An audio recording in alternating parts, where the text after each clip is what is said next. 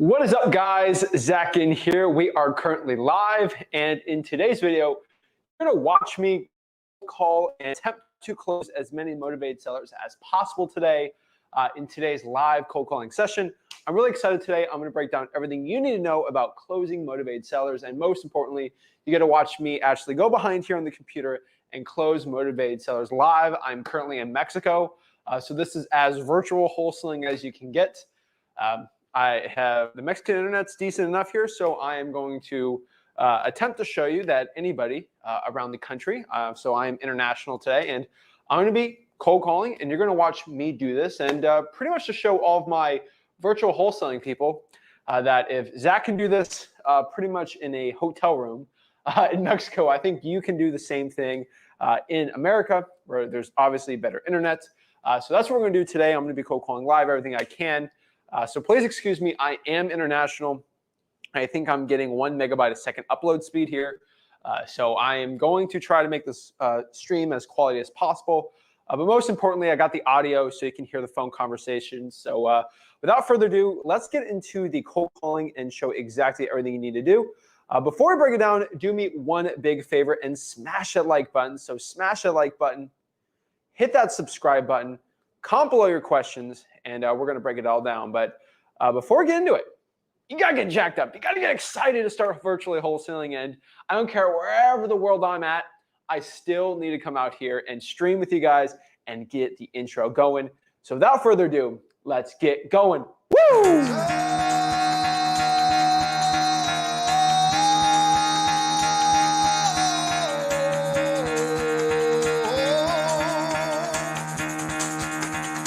Get the fuck out of bed, bitch, go.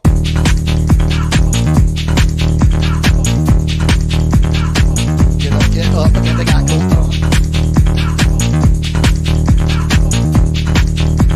Time to wake up, bitch, get up. Get up, get up.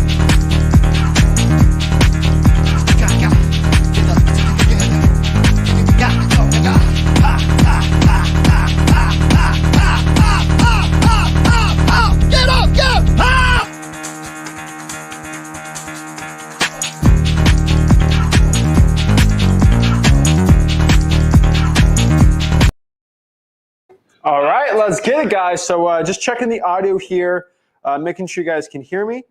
So let's check it really quick. See, the audio is good. So, all right, we're working well here. So perfect. So without further ado, let's get it going. The only issue I do have here is I do not have the same spinner wheel. So what I do want people to do is I want everyone to comment below right now what market I should cold call in. We're going to put them on the spinner wheel, and then we're going to get going on that. So let me load up the picker wheel here. And we're going to just start inputting names on here and see where we're going to go. So I'm going to think of some places I haven't cold called before, and we're going to put it on here together. Hopefully this computer can survive this. I don't think I've put it through this much, this type of laptop. Usually I got a gaming PC on here. So let's see here. We have the picker wheel. So we got some nice ones here. I'm going to put them in here. So we're going to put California on here. California. Oops. California. Oh, whatever. I spelled that wrong, but who really cares? All right. California. I will put Florida on here. I'm done Florida. Let's see what other states we got here. I've done Texas.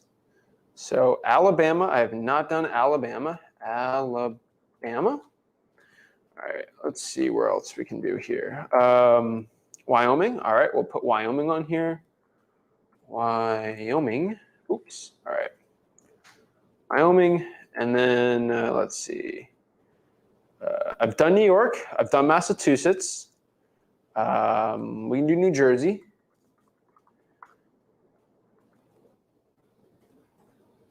Jersey. All right. I haven't done Jersey before. Maine. And then we're going to put Ohio. I haven't done Ohio yet. And then Mississippi. We'll put Mississippi. Put MS. I don't want to get in the whole spelling right now. All right. Let's see. So I've done California. I'll do Maryland. I've done New Hampshire, Maryland, and then I'll just hit Missouri. And then I'll take one more, and then we got to get into the calling. So last one I see here is Rhode Island. So we're going to do Rhode Island, and then I saw Washington. So we'll put Washington and then do Rhode Island. So let's get spinning.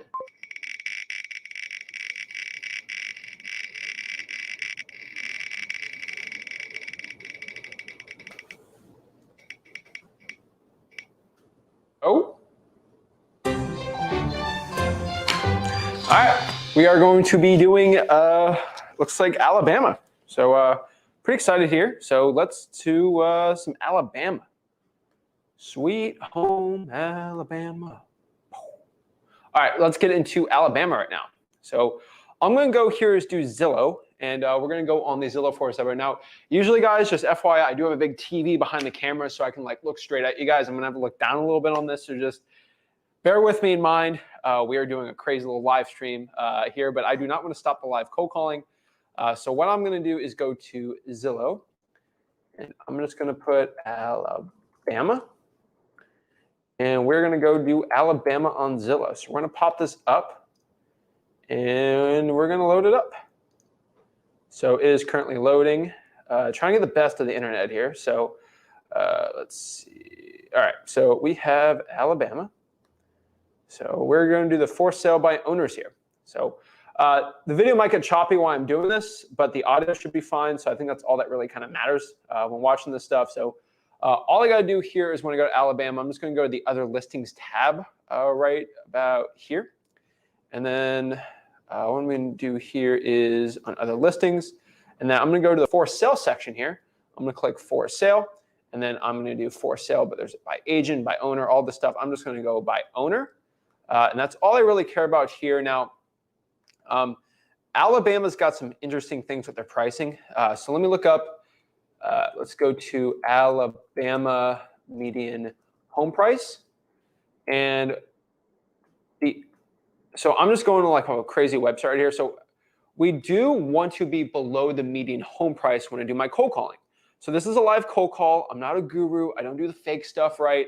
We're doing what is real. So we're going to go here is, I'm just going to like a regular home, like homes.com says the median listing price is 186. Honestly, between you and me, if the price is below 250,000, I think it's fine for most places, but I want to stick it below 200,000 in Alabama. And yes, I am a little upset over Alabama. They always beat the Gators. Since 2008, really. The Crimson Tide's always whooped the Gators. It drives me crazy, but we will prevail. And I will not let my sports team factions rise over my anger. But I can't blame the people out of Alabama. They got that stupid Nick Saban. And yes, Nick Saban did lead the Dolphins, and that does upset me. But I'm not going to get into that today because I know you're just going to have me doing a screaming match the entire live stream. So we're doing this for sale by owners here. So the one thing I've always screamed to everybody when I cold call the Zillow for sale by owners right now, the most important thing is they have to be over 100 days old. That is going to be the most important part here. If this is 50 days old, your success actually isn't going to be too, like you're not going to do that well. And that's going to cause a lot of strife, a lot of issues. So the most important part here is we want the Zillow listed price over 100 days here. If it is under 100 days, it's like you can get these deals, but the chance per deal of having the best chance, like when I go on this live, I want to get a verbal price commitment from maybe like one or two sellers. And that's like, I want to get like one or two deals every time I cold call here. And okay, I've done a lot of really good deals on these live streams. And I would say 80% of them have been from deals that the listing price is over 100 days. So just think about that for a second. And if I'm doing that over a long-term period, which I'm showing you here, you can do it here. So I'm getting asked here, where am I going out? I am in, currently, I am in So I'm technically Mexico, but I'm marlin fishing. So I've been marlin fishing for, I think, 3 days now. So we're going to keep going and keep doing that. The rest of the week, I should be in Mexico. So it's pretty fun. Did well. I think we caught 14 yellowfin tuna today. I I get the official number, and as much marlin as you could ever think of. So pretty fun. I don't think I told everyone I caught fishing people enjoy it. I caught a spearfish yesterday, which is very rare, very, very rare, but pretty fun. But yeah, I'm loving it here. So internet's good enough, so I'm fine by it. The point here is, because I'm loading up to get over 100 days, I can wholesale anywhere in the world, and I can probably make the same amount of money because I'm only working like 2 or 3 hours a day running my operations. And the coolest part about this is why I'm getting over 100 days on this Alabama just talking. I can honestly virtually wholesale anywhere with the internet connection. And the point is, you guys should come to the point where you can do that too. Now I'm young, so I can kind of just like run off, do whatever I want to a point. But like, you guys got to understand, if you want to set your business up like that, you have to have employees set. But like the first goal is always making that 100K. So we're loading everything up here. Before I start calling, I do want to check the audio one last time, make sure I don't have to use any adjustment before I actually get in the nitty-gritty cold calling here, because I want to get completely focused on the cold calling. So check it out here. I don't have to use any adjustment before I actually get in the nitty-gritty cold calling here, because we are muy bueno. Muy bueno. So let's get back into here and break it all down. So Alabama, we got acreage here. I'm not really into the acreage, so let me change the home type. So I just want to do residential. So I'm going to deselect all. I'm going to do houses, townhouses, multifamily, condos, and then do apartments. I just want to get rid of lots and land. So we're going to get rid of that. Okay, I got to redo it. No worries, guys. So the point is, if I can do this from anywhere, you can do the same thing. And I love live cold calling, just first of all, because I feel like I want to be a leader to you guys. I don't think you can be a leader and tell someone to do something if you haven't done it before to a point, or if you don't have the muscle for it. And I feel like cold calling is a muscle to a point. You're not good at cold calling if you haven't cold called in years. And all these gurus haven't cold called in years. They're too scared to do it. Some try their best at it. It's kind of sad. It makes me want to cry sometimes, but it's kind of pathetic, some of these gurus. But all right, we're going to go here, and we're going to start looking here, and we're going to get under 200K. So we got some really old ones. So I'm going to start calling this, but the truth between you and me here is these aren't going to be like too good. I mean, not too good, but like the amount of people actually answering these are probably going to be pretty low. But we're gonna make some calls here and sort of see what we can do here. So let's get calling.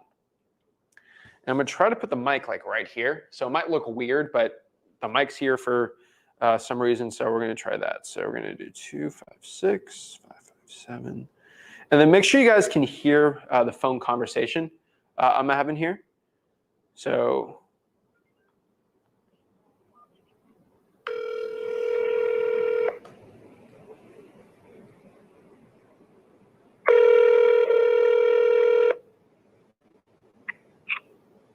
Hello.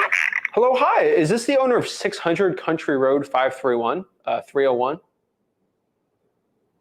I own a unit at that place. Okay, yeah. So that's who I'm trying to reach here. This is Zach, by the way. I'm calling on this Zillow for sale by owner ad here. I was just seeing if you're still looking to sell the place. I do have it for sale by owner. Are you interested? Yes, I am. The reason why I'm calling you is this thing has been listed for a little bit. So I just wanted to see if there's any updates with the pictures or anything changed. I just want to sort of know what's going on with the listing here. I probably do need to take some more pictures outside because they have, okay, since I've listed this, because I've had it for sale by owner for a while, the outside, okay, there's several improvements they're trying to make over the next 5 years, and some of them have to be up to code for like disability people. Yeah. And that's just going to take a while because we got 37 units and nobody's going to spend a fortune on anything. So we're just paying for it as we go. But all of the rails are going to be replaced. And they've already done it on the second floor. And they've pulled up the carpet on the second floor. They haven't on the third floor where I'm at. That'll come later. So from the outside when you look at it, you know, it's a different kind of railing on the second floor. So like what it looks like right now is not going to be like my pictures. So I would need to get some at this point, but then that's still not going to be the end result on how it's going to look. Yeah. Because eventually it's going to get painted, and eventually the third floor is going to be done, and that's just, it's just not been painted yet. So there's some of the things going on. And they also took down the gazebos. So that does look a little different. Inside my unit, there is another difference. I hadn't got pictures of that, but over the air conditioning unit, the heating and cooling unit, I have lifted up that bar to make it higher, and I have gotten a larger TV in the room. So I have not finished the wall. I'm not a carpenter. I don't know how to do all that stuff. So I was probably going to knock a little off on the price for whoever buys it if they want to repaint and all that, because of where it was actually nailed into the wall down below. Got it. I guess I could hire somebody to do it, but it was just something I was going to get an allowance on when it gets purchased. Okay. So, What's your name? Marcia. Marcia. This is Marcia Zach, by the Bearden. way. Nice to meet you, Marcia. Okay, So the reason I'm calling here is this might be something I want to buy. I have this on a record line for me and my partner. Is that okay? This is my business cell. Let me tell you this. If you're wanting to buy it, if you're wanting to buy this because you want to rent it, that's why I'm selling, because they don't let us rent anymore. So that's why I have it for sale. Wait, do they don't allow it to be rented out? Exactly. No. Okay, so remember I told you about the little changes made over the next 5 years? Yeah. These little changes are things that we were not up to code for people with disabilities. And because of that reason, I don't know, you have to call it. Because of that reason, the fire marshal told us we had to make these immediate changes, or he would shut the place down unless we all voted to go residential only. Well, there were only about 5 or 6 of us that even rented, and the other people didn't care. So they voted to go residential only. So until a lot of these things take place, we probably won't vote to go back to renting again. I'm hoping that sometime we can do long-term rentals, but if it wasn't for that, I would not have it for sale. Okay, so was this currently like a rental for you? Or it used to be? I was keeping it rented. Yeah, it was a moneymaker for me. Wow, how much were you getting in rent? And that's why I bought it. I pretty much had people coming in and out constantly. I mean, like if I had somebody checking out, somebody was going in that same day. Oh, is this an Airbnb? People love that place. I had it on Airbnb and TripAdvisor. I had it on Vrbo. People came from California and flew in a plane out to stay at my unit. I had people from, in the north area coming down for it. So people came a long way off to stay at my unit. Yeah, I mean. And I was a super high 5-star rental. I mean, everybody loved my place. But, I was going to see the truth. I mean, that's why I'm selling. I wish I don't want to get rid of it if I could still rent it. But, if I was rich and I could easily afford paying that monthly HOA just for myself to use, I would do that. But financially, I really can't, because, my husband's the only breadwinner here at this house, and it's just, come a hardship on us, so I really need to get rid of it. Okay. That's why I'm calling. I have a lot of Airbnbs around the country. I have a lot of rentals. I also do some flipping. Like, I do a lot. The reason why I'm just doing an initial call, I just want to see what's going on with it. Well, there's several for sale. Why don't you just start buying them individually, and then we can just go ahead and have a vote across the table and start renting again. And if you own a bunch, you get a vote for every one you own. Yeah, I mean, and then we can get this thing back like it used to be. Yeah, so that's why I'm calling. This seems like a great Airbnb. Do they allow long-term rentals? I'm hoping at some point they will. I don't know. I need to ask that. If they would allow long-term rentals, that would have really helped me out over this last year. Because I started trying to sell it a year ago when they told us we couldn't do this anymore. Yeah. I mean, I'm a sucker for some good bass fishing, so I know the Airbnb opportunity. There's thousands of people like me that would love to go there and do it. So I was like, wow, this might be a good Airbnb, somewhere I could stay, check out there, and then maybe rent it out. But if I can't Airbnb it, just trying. I would probably. Is there like a president I can talk to and sort of see if there's something on the horizon? Like, do you talk to the president of this HOA and sort of see if there's something in the future they could do? Or this HOA president is the reason of all the problems. So he actually is supposed to go off this month. No, last month he was supposed to go off, but he ended up postponing our yearly meeting, which keeps him as president longer than he's supposed to because he's already been president too long. But he's the one you don't want to talk to. He will just tell you, no, we'll never run again. If we can get him off, we might can change a lot of things. We have modern day Napoleon over here. Oh, geez. Yeah, he's one of the reasons everybody's pretty much they're trying to sell. Okay. I'll be honest with you, Marcia, here. I could buy this thing cash.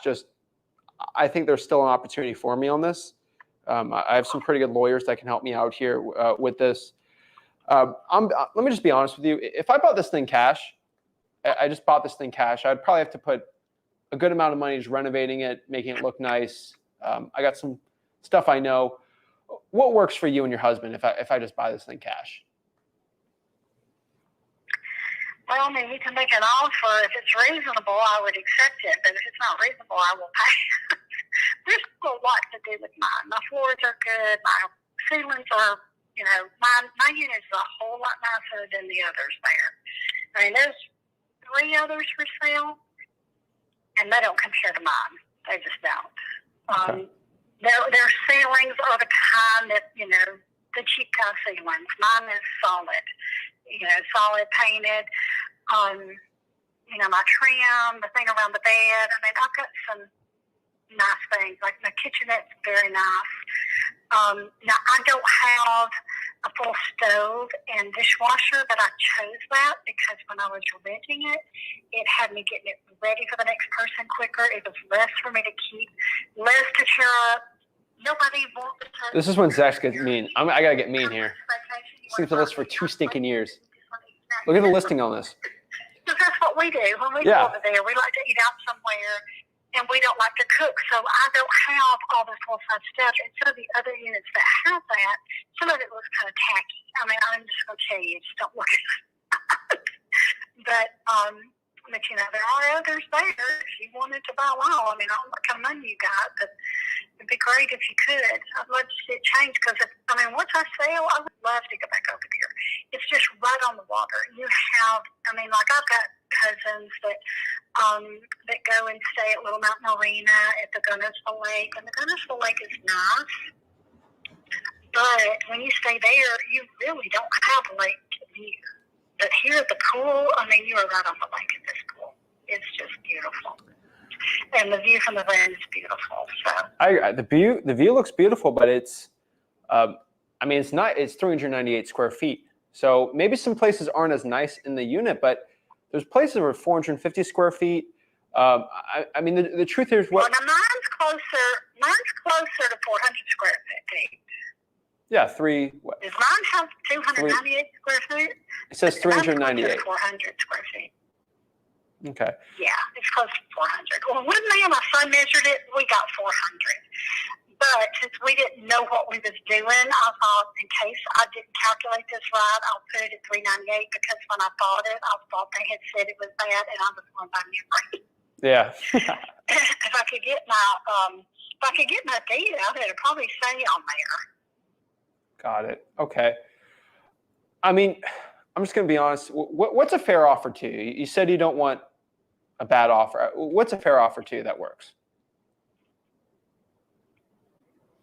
Well, if I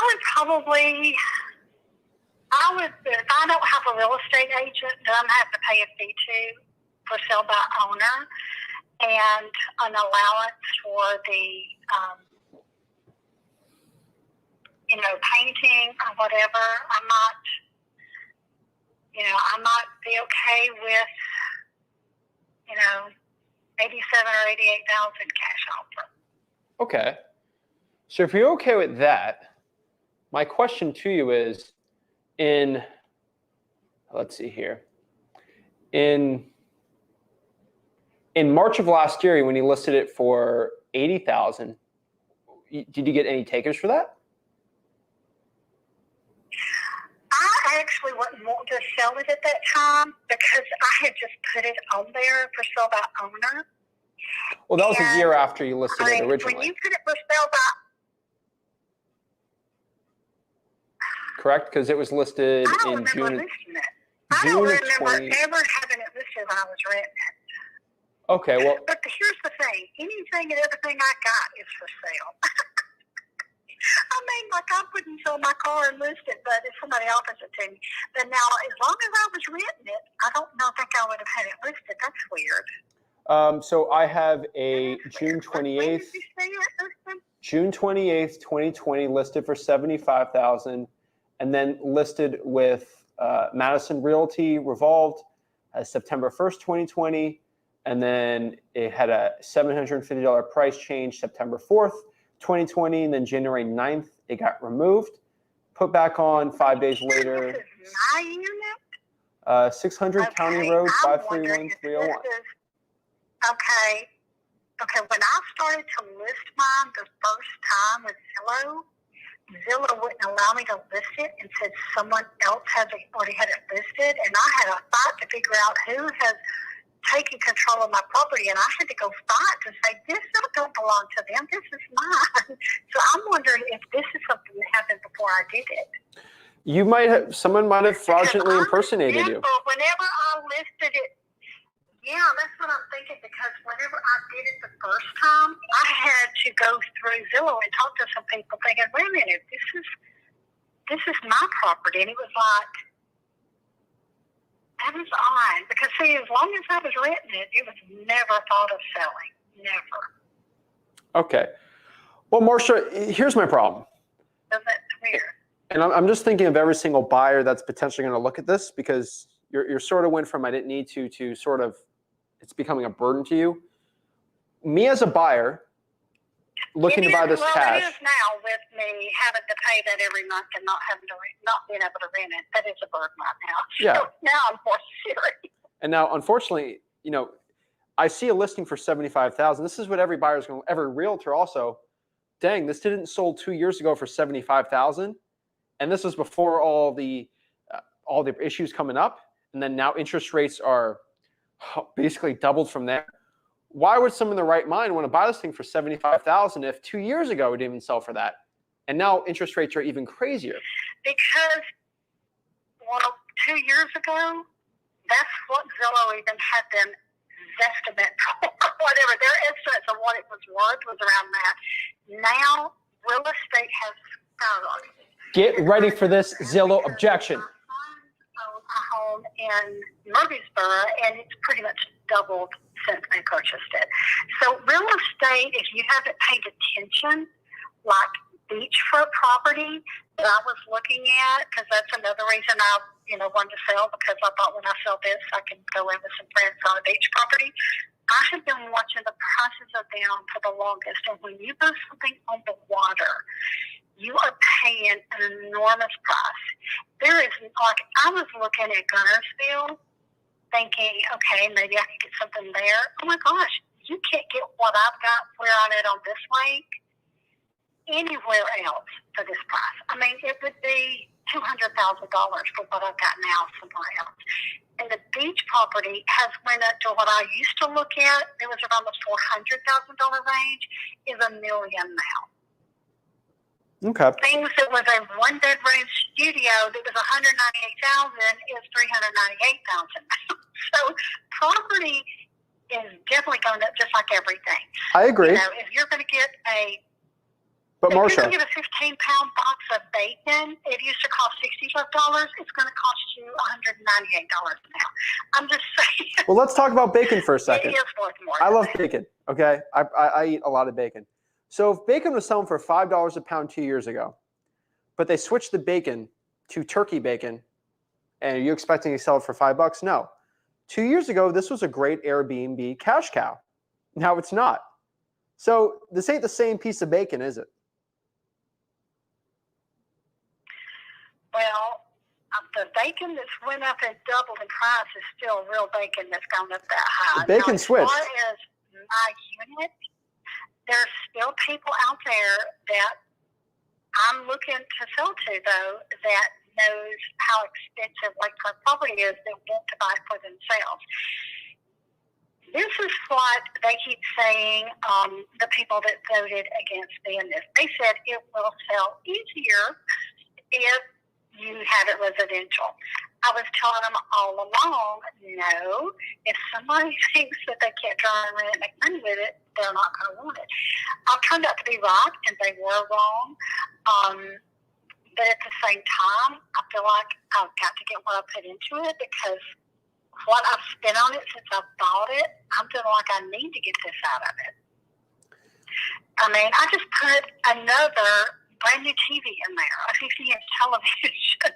I mean, I'm doing things all the time. I'm buying stuff all the time. So even though I know I'm selling it, I know it's stupid. My husband gets something to me for it. But I mean, just the doodads. And when I say doodads, things like the little thing, the pull for the ceiling fan, little bitty things that I have done with my decor. It's $3,000.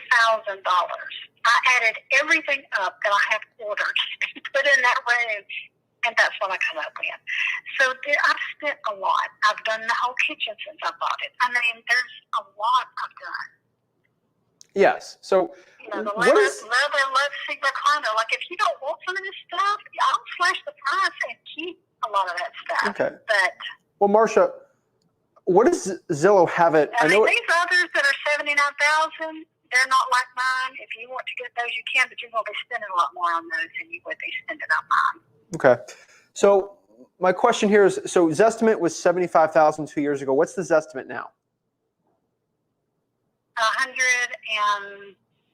It was $167,000, and I think now it's 100, maybe 145. You can click on it and see. Okay. I'll tell you. I'm not on the website to look at it. So why don't you have it listed at 148?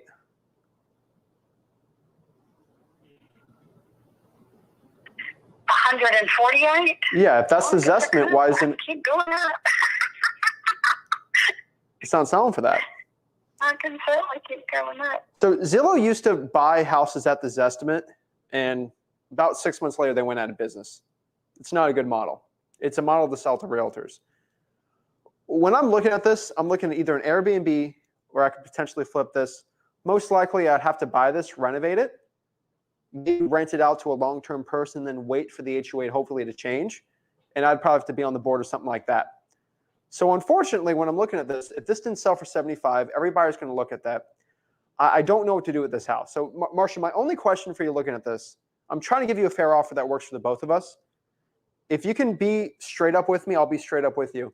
What is the highest offer you've gotten in the past 2 months since you've listed this that is legitimate? $90,000. $90,000. And why didn't you take that? I did. And what happened? They sent earnest money. They sent earnest money. The guy had sold his place. It was him. Excuses! He sold his place, and he closed on the 30th, and he was headed down here.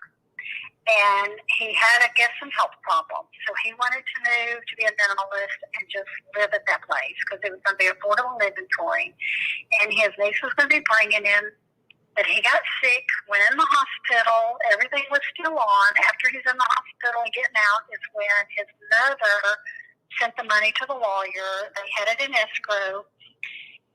Before they could get back down here, he ended up back in the hospital. I don't know if it's COVID. I don't know what was going on, but his mother called the real estate agent crying and saying he is back in the hospital, and they're saying he will never get out. Ooh. So I don't know. I never called him back again, so I don't know what his diagnosis was, because I've been an RN for 37 years. Wow. And I thought, that's strange. You know, what in the world could have happened between he was already on his way down here and ended up back in the hospital. So anyway. Wow. Well, thank you for being RN. Are you still an RN? Ready to buy. Wow. Wow. Are you still an RN? Am I still what? Are you still an RN? Oh, yes. Oh, well, well, I appreciate your service there. My sister's, she's getting her DNP right now, so I can see the struggle being an RN. So I do appreciate what you do. So outside of that 90,000, was there any other offer that was legitimate? I feel bad what happened to him, but like, is there any other legitimate? I want to find a way to justify having a higher price, but is there anything that can help me justify it that's a legit offer? Well, I don't know. I mean, I've had one other that was interested at the time. I had already told him, and we had did the signatures, you know, with the loop, and had made the agreement to sell. And this girl said she wanted it, and I told her I've already had the 90,000 offer, and unless something happened with that, you know. And so I don't even know how to get in touch with her to let her know it's available. And then I had another girl interested, but she had never got down here and look at it. And at the price I had, she was still highly interested, but I've not met up with her yet. Okay. So what I could see is there's been no legitimate offer here. I mean, I'm just looking here.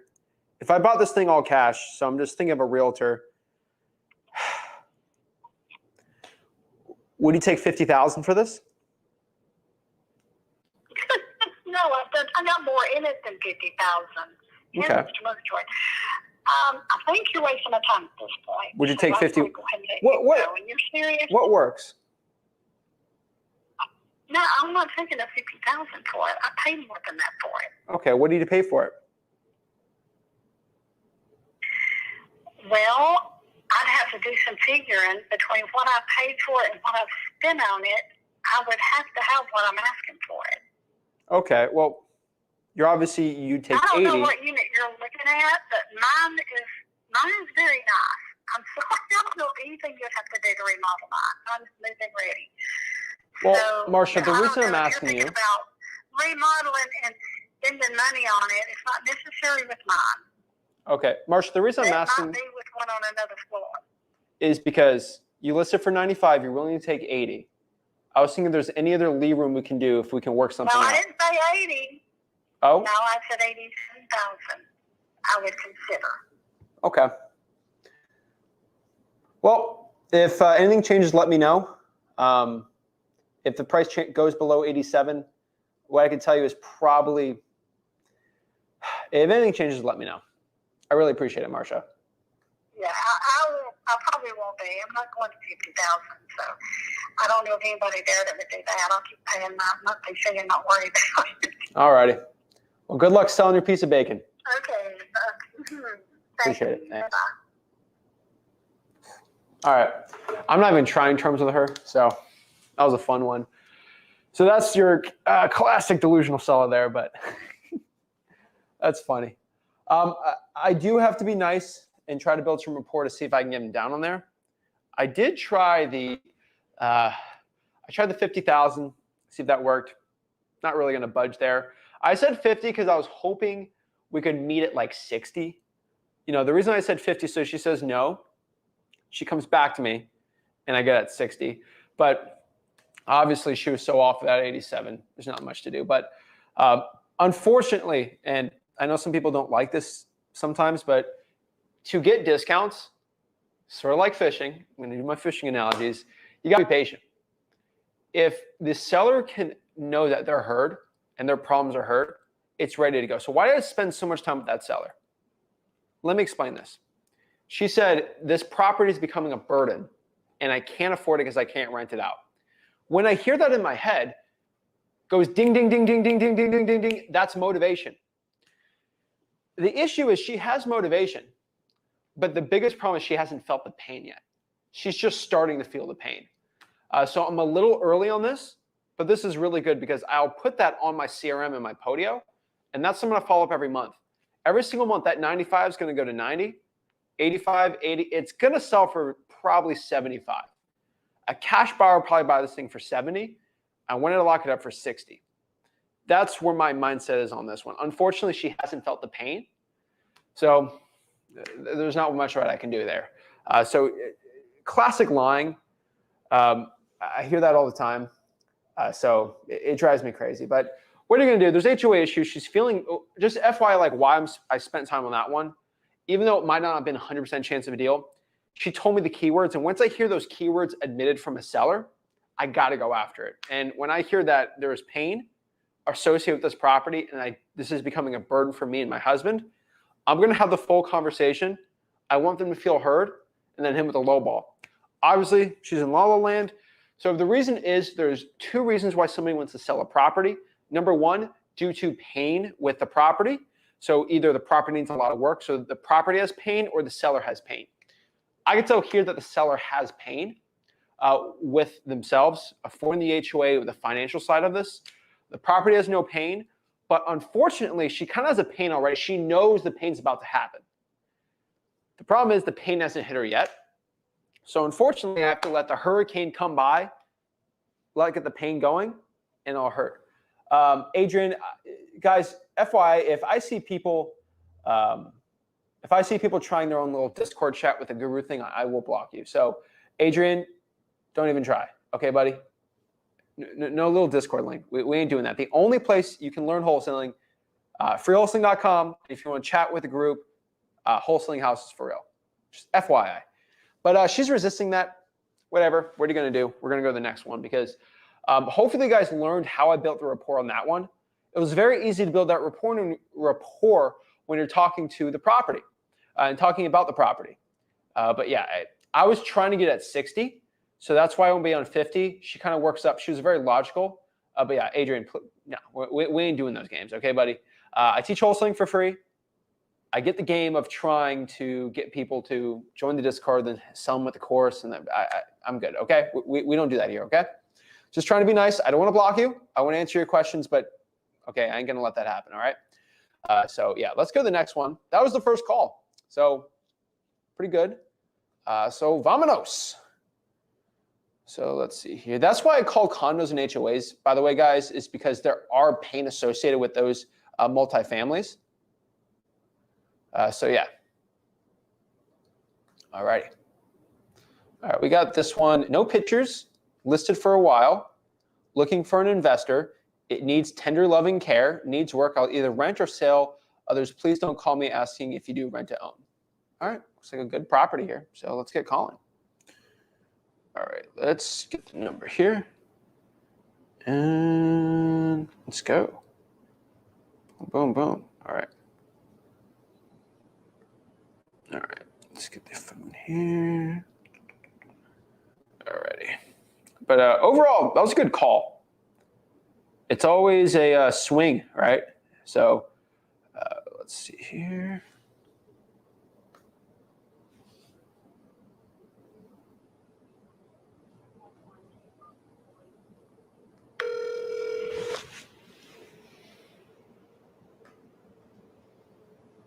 Please leave your message for 407-592-2719.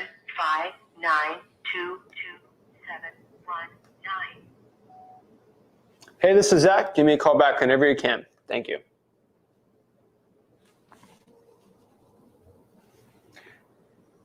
All right, $50K for a 3-1. Looks pretty good here. I like this. All right. Great. Fire damage in the rear. Ooh, fire damage property. I like this one. I like this one. All right, 3507. Me gusta. All righty.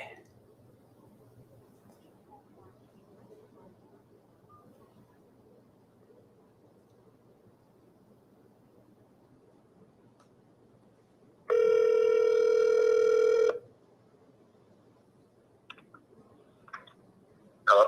Hello, hi. Is this the owner of 645 Fulton Avenue? Yeah. Hello, hi, this is Zach. I'm calling on my business cell. It's recorded for me and my partner. Is that okay? Sure. Okay, yeah, so my name's Zach. I'm not a realtor or anything like that. I'm just calling the Zillow for sale by owner ad here. I'm just trying to speak to the owner. Are you still looking to sell the house? Yes. Are you ready to submit an offer? What asking? Well, I don't know. I haven't seen the property. Okay. So you want to see the property? Well, can you tell me a little bit about it before I can kind of make this decision? I got to. It's like buying a car. I got to test drive it. You know?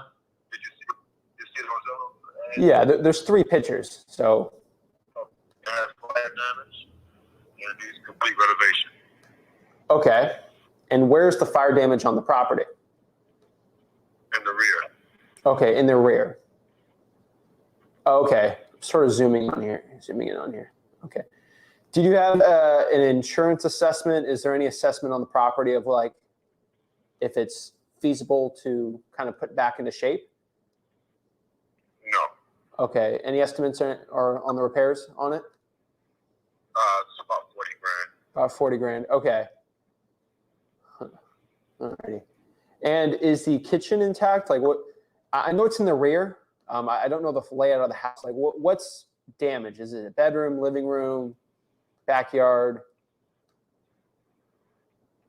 All I could tell was from the picture. I never saw the fire damage. I've never been inside of the house. Oh, okay. So is this a rental property for you? No. Okay. And how did you acquire this property? I purchased it. Okay. Did you purchase it post fire damage? Yeah, I already had the fire damage, yes. Ah, okay. All righty. And is there a reason why you haven't renovated it? No. No? Okay. So, all righty. Okay, I'm just trying to look here. I mean, this thing's been listed for 30, then 39, then 40. So how much are you looking to sell the property for if I bought this cash? You say you haven't seen the property. Yeah, but I mean, what's a ballpark if I bought this cash? Because I see it's listed here, but. Yeah, this is for 49.9. I actually did you ready to make an offer for full asking price. You said you haven't seen it. No, I haven't. But I was just seeing what price you'd be at. I can go back, look at overall, and see if I put the 40 in, if it'd be worth it or not for me. I'm at 49.99. That's where I'm at. Okay, no worries. Let me look at everything, and then I guess I'll give you a call back. I have one last question for you. Go ahead. Did you get any offers when you listed it for 30,000, or 35, or 39? Yeah, my last contract was for 37. Okay, and so that's why you're increasing the prices. I just increased it because I need to increase. All right, sounds good. I appreciate it. What's your name? Sean. Sean. Nice meeting you, Sean. Let me look at everything, and I can let you know what I can do. All right. If there's anything under 40,000, don't even bother calling back. All right, sounds good, Sean. Thank you. Sean ain't getting a call from me. He's not motivated to sell. So when I talk to a seller, again, like I've said before, there's 2 reasons why someone looks to sell a property. There's either pain with the property or pain with the house. The problem is he bought it with the pain already on the house, so he's not feeling that pain at all right now with himself. Kind of weird. He bought the house post fire damage, and he had no reasons why he wanted to fix it up. So he obviously bought this and tried to flip it. I can kind of look on the tax deed and see how much he bought it for. I'm assuming he bought it for 35 and he's trying to flip it for 40,000, maybe make a quick 10. That's a lot of risk for me because this property can be condemned. So I'm looking at this house right now. I would not buy this thing at 40. He might get offers for something, but like I'm just looking here. That rear looks really bad. If it needs 40 to go in its condition, it's going to be a lot. This thing's just overvalued. And the cool part about this is, like I've said before, like with the past seller, there either is pain with the property or pain with the seller. And if he keeps holding it and they threaten to demolish the house, the city, or the state, that is going to be listed for 30. He's going to lose all of his money. So he's playing a very risky game. I like talking to people that actually own. This is a clearly investor. I don't like talking to investors, but I had to do a little conversation with it. And the funniest part about this is he's had this thing listed for what? Since April, right? So he's had this thing listed for 4 months and he hasn't sold it. There's just going to be more pain. I promise you that. There's going to be more pain on this. I mean, we'll just wait another 4 months. These type of houses during rainy season, they deteriorate in value. And I would be surprised if he sells it for over 40 because he's going to take a year to try to selling it. He probably doesn't make any money at 37, so that's why he's doing it. So, yeah, no big deal. That guy needs more time, and he's already listed it for 4 months, which is kind of sad. So we'll do this one. 30K Birmingham, 3-1, no pictures on this. So, and the guy doesn't live near it, so that's kind of weird too. But whatever, what are you going to do? So this has no pictures, so obviously I need more info, so I'm going to go call it. And we're going to see what we're going to do here. So 2745. All right. Let's get calling, ladies and gents.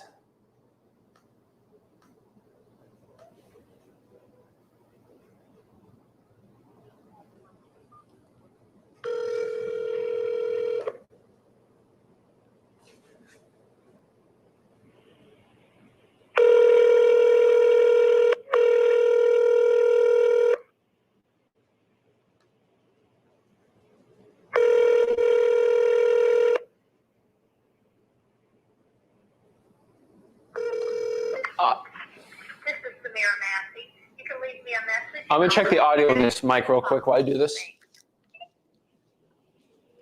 At the tone, please record your message. When you've finished recording, you may hang up or press 1 for more options. Hey, this is Zach. Give me a call whenever you can. Thank you. So I just want to check the audio. This thing says it's a 75, the battery. So I do have these backup if I have to go over 2 hours. I'm trying the audio to be as good as possible. So let's get back on here and call the next property. All right, let's go back here. Let's keep calling. All righty. So Selma, Alabama. I'm gonna go to Alabama. I think it'd be pretty cool. What in the world is this? Commercial building. Potential uses: food prep, storage, convert to duplex with a wall down the center, commercial. Large kitchen, so it can be a boys and girls club, child care center, by appraiser. This thing has a lot of stuff going on with it. This clearly should be a, okay. Huh. Okay, worth a call, right? I'm just interested on the cash flow when I do commercial real estate. So I've been doing a lot more commercial real estate lately just because there's a lot of money with it. But just FYI for everyone, it does get a little weird. So I'm going to have a call here and just try to see.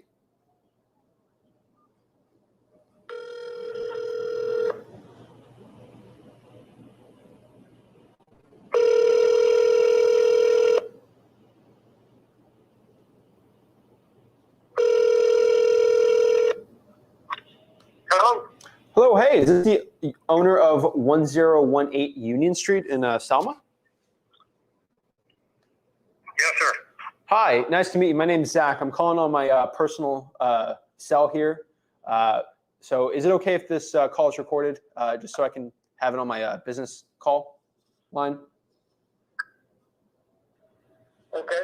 Okay, so my name is Zach. What's your name? I don't think I caught it. Alan. Alan?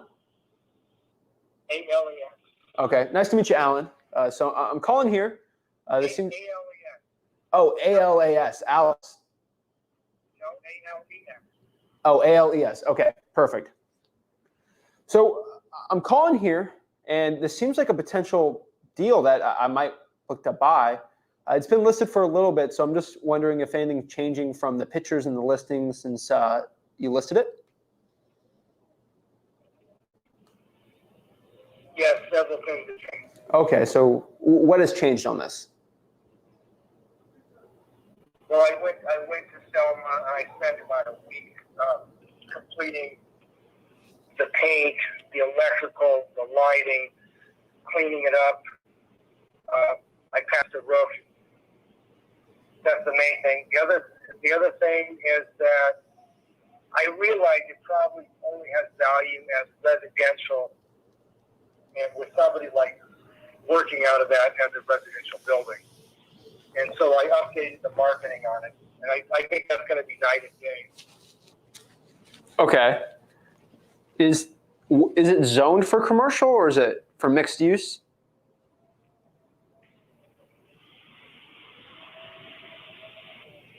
I think it is. Okay, so it's an unusual situation in that it's actually residential street. Got it. That street, Union Street, is actually a residential street, but the road that it connects to is kind of mixed use because right next to it is a church, and then there's like a big government building. I think it's mixed use, and the prior owner had gotten a permit to make it into a restaurant building, so they wouldn't have given him a permit if he could not have, put a commercial restaurant there. But it's actually a residential street, and the house across the street is a single-family home. Okay. And when it was, I'm assuming it's past life, it was a commercial property. Was it? What? Do you know what it was renting out for?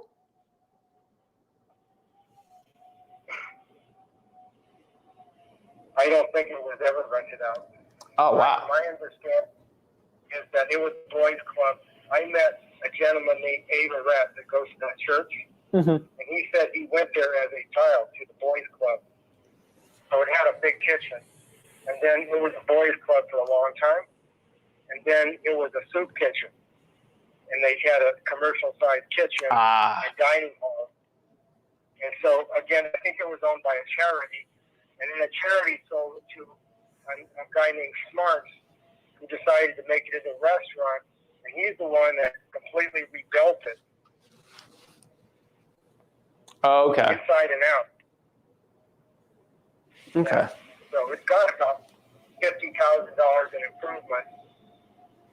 You couldn't build a building like that for $200,000. 2,800 square feet. Yeah. Okay. And if I was to convert this for residential, I'm assuming the best use case would just be turning into a duplex, right? Right. So the appraiser, I had an appraiser appraise it, and he is a genius. He actually flipped houses.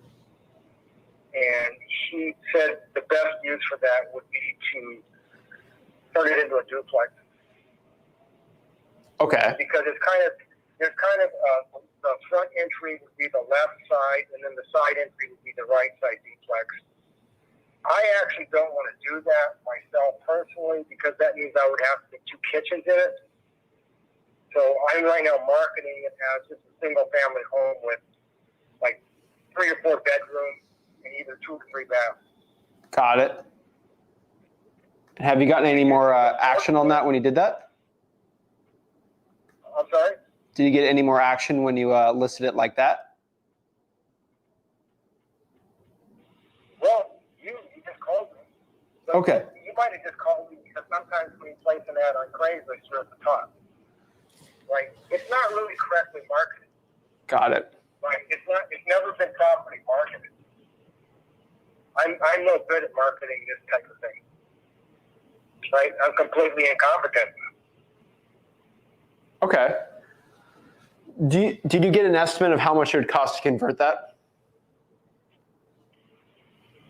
To do what? To convert the unit into a duplex? I don't. Okay. But I can tell it wouldn't cost much to put 2 walls up for me, the cost, the main expense would be putting in a second kitchen. Because it's already set up where you could set up like a existing bathrooms, you could split those, you could split the bedroom, framing up a wall to separate the two. I mean, that's like $1,000, right? So I'm no expert on that either. I don't know if you'd have to permit. I just don't know. Okay. I'm just asking to see if you have any information on it. Obviously, I would probably have to go get an estimate on that. But I'm a cash flow person. That's sort of why I'm looking at this. It might be a good cash flow for me. I was just seeing if it's a duplex would work. Maybe if I keep it commercial, all this type of stuff. So, okay. So if I look here. You anywhere near Selma?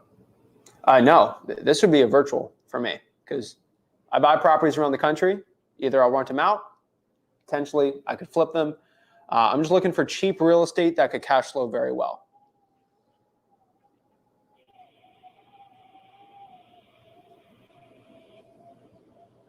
Yeah, I don't know. I live in San Diego, California, and these remote properties are just utterly a nightmare unless they're turnkey, right? So. Yeah, I have partners though in Alabama that kind of manage and take care of it all. I'm kind of the money guy. I'm sort of the money guy sometimes. So that's the way I do it. Yeah, you have to have somebody in the area. You get it. You're in San Diego. People were working on the hurricanes. So all the people in Selma were working on the Florida hurricanes and stuff. So I couldn't get any help for 6 months. And I finally found a guy that moved from Florida to Jones, and he was available. Yeah. But, yeah, I don't really have much more information than what I put in the ad. I think that the appraiser Lester is correct. I think the way to make money on it is to make it into a duplex and rent it, because then you have two flows of cash. But I think you would have to be there and do it. And I'm not there, and you're not there. Well, I can do it virtually. It's really no problem. I have a mobile notary. I buy properties all over the country all the time. So, like, as you know, in San Diego, if you buy a house for $1 million and rent it out, it's just the ROI is nowhere near if I buy something cheaper and then rent it out like that. So that's obviously why I'm doing that. I mean, South Florida here, where I'm at, it's way too expensive. You probably know it even more than me. So that's why I'm calling on this. So this seems like something that potentially could work for me. So I'm just trying to sort of figure this out. So, I mean, if I bought this cash, I don't want to play any games. What would work for you? If I just bought this all cash, we use a mobile notary, we use a legit title company in Selma, so we know it's legit. What would work for you? What do you mean by what would work for me? You know what would work for me. I haven't advertised what would work for me. Okay, well, did you get any offers at $59,900? Negative. Negative. So it's been listed. Okay. So I mean, it's been listed for 5 months, and obviously it's not selling at that listing price. So if it's not selling for that, I probably would not want to. I don't think it was at that price for 5 months. No, you're incorrect on that. Okay. I had it at $80,000. Okay. The original appraisal I had was $150, and the original appraisal was completely wrong. Yeah, so I had it at 80 for a long time, and then I think it's been at that price for a couple of months. Okay, because I see March 8th, 2022. I had it as a commercial building for that price. Got it. You can't sell a commercial building in that town. Okay, well, I didn't know that. So I see a March 8th, 2022 listed for $59,000, and then it got relisted for $59,900 price increase on May 29th. So that's why I kind of assumed that. So my bad for assuming that. I'm wrong. I don't remember. I remember reducing it more recently. Yeah, just FYI, I'm looking on the Zillow here. You're trying to beat me down on the price. I'm not going to lower the price. So just take a hike. Okay, no worries. Have a great one. Yeah, that guy doesn't move it. The FYI, I'm sort of looking at this guy. I'm just going to go to the next one. if it hasn't sold in 5 months for that listing price, and you push it more and interest rates keep coming up, no big deal. So we're gonna keep calling this one. All right, yeah, these things have been listed for 300 days. Some of these people are delusional. That's okay. It's the same dude. Let's see. No.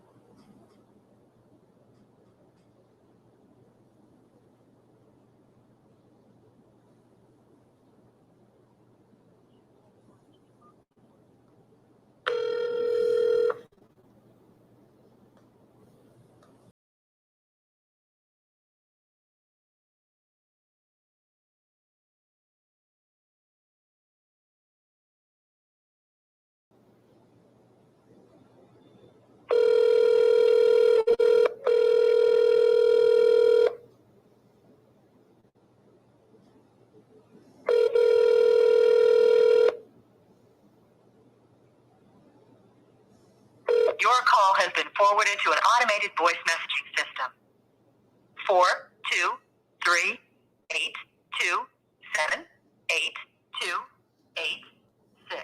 is not available. The mailbox is full and cannot accept any messages at this time. Goodbye. Boom. Yeah, a lot of people are like, take a hike. My anger issues can. The honest truth is, I don't really care because I'm going to offer like 10 more houses. So like, the reason with these houses, like I don't get upset over it because obviously he hasn't had enough pain on the property. He's listed it for 260 plus days and he still hasn't felt the pain. Let him feel more. He thinks that switching it to only residential, because he listed it for residential and commercial, he thinks just making it residential only is going to skyrocket the price. It's going to make it worse. So obviously in 5 months, heck, coming on 6 months, it hasn't sold for $59,000, and he's not willing to budge on the price. He's going to have to probably wait another year before he has to sell. So that's why I keep going. Because these are never like a no deal. They just need more pain. The one thing you guys have to understand about wholesaling houses is it's all about timing. So that might be a deal. So if you think of a timeline, right? If you ever watch Loki on Marvel, like you think of the TVA, you think of the timeline, right? On one part of the timeline, something crazy is going to happen, and one time it's not. So if I go to, I'm just thinking of that TV show, if I go to Pompeii, right, now, I can chill out there and be fine. But if I was in Pompeii during the eruption, not going to be too good. If I was in Pompeii 1,000 years before that eruption, I'm going to be fine. Same thing with a wholesaling deal. If I call that lead in January, take a hike, you're terrible, whatever. But if I call in March and it's a fire damage, then the house goes on fire and they need to sell it there or something crazy, and I get a deal, it wasn't because it wasn't a deal or the property sucks or something. I'm just calling it on the wrong timeline. So how do we fix this, right? I call in January, I call in February, no deal, no deal. I call in March, deal. You see the difference there? It's all a timeline. All these are basically deals in different timelines. When I market to sellers, when I do my cold calling lists and my SMS text blasts, you guys have to understand, I will text blast a high equity list 3 or 4 times a year. And I'll do a deal in December where I text blast it in January, no deal. March, no deal. June, no deal. Text in December, deal. The person got my postcard or my text 3 times that year. They said no. But on that 4th time, they said yes. Or on that 2nd time, they said yes, right? The thing is, it's all about timing. So I've been calling these older listings, and they don't want to sell now. But they're not budging on price, but they're having some issues with the property. What does that mean? That means on this timeline, so let's do a timeline like this. Let's use my finger, I don't know. Let's use my hand, all right? So this is the beginning of them wanting to sell, and this is the end of the deal. I've literally called them right here. I called this guy right here. He has to do all of this pain before he decides he needs to get rid of it for a good price. I just called him early. So guess what I'm going to do? If it's a really good deal, I'm going to call here. I'm going to call here. I'm going to call here. No big deal. So just FYI, I love people saying, Zach doesn't read the chats. Guys, I'm up on these chats like crazy, okay? How do you think I get rid of these gurus so fast? Okay? It's hilarious. So guys, just understand when someone says take a hike, think of the timeline. They said take a hike here. When I know they have to go all the way to here. And I've only done that because I know the experience. I've dealt with so many of these type of leads that it doesn't faze me. Like, I really don't care. Someone said the stream went frozen. Let me know if that's true. I think the stream's still working. So whatever. But let's get back calling. All right, let's keep going. Yeah, we're doing our one-on-ones tomorrow, just FYI. So let's keep going. Sorry, guys, all I've been doing is eating Mexican ice. That's all I've been doing for the past week here. Just kidding. No. All right.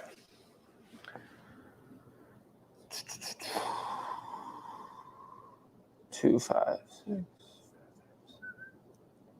7, 1, 4, 2. I'm legit going to eat probably 4 pounds of tuna tonight. So I'm only scared of mercury poisoning at this point.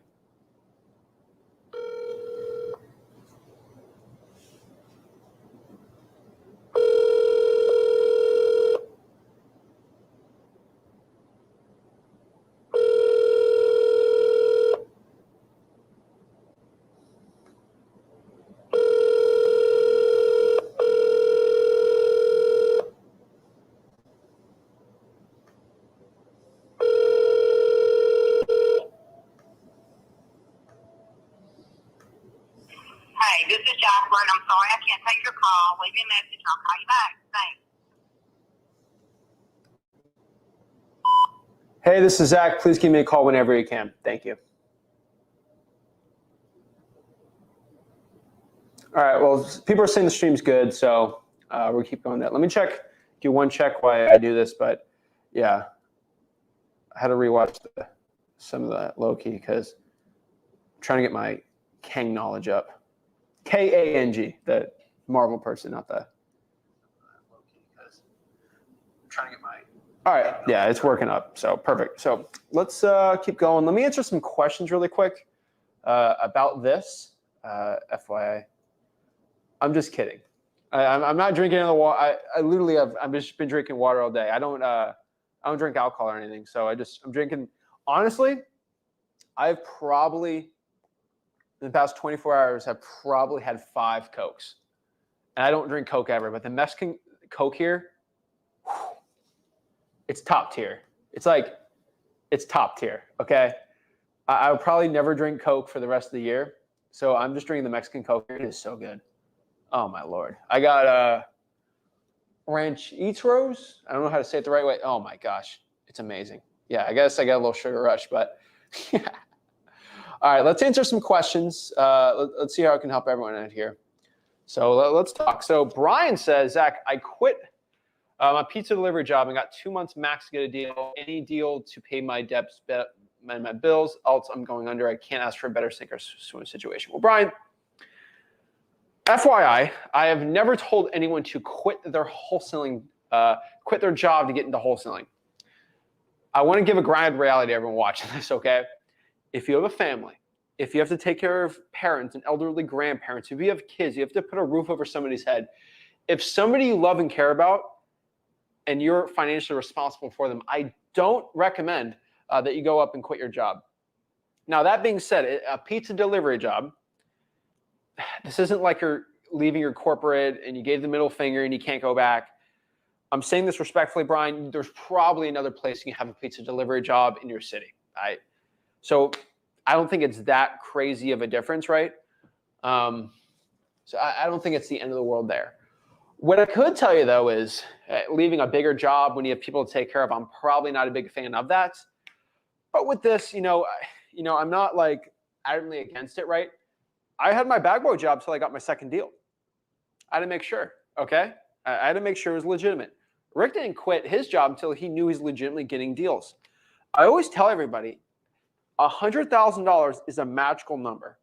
If you have a really stable job, that's probably when you should quit.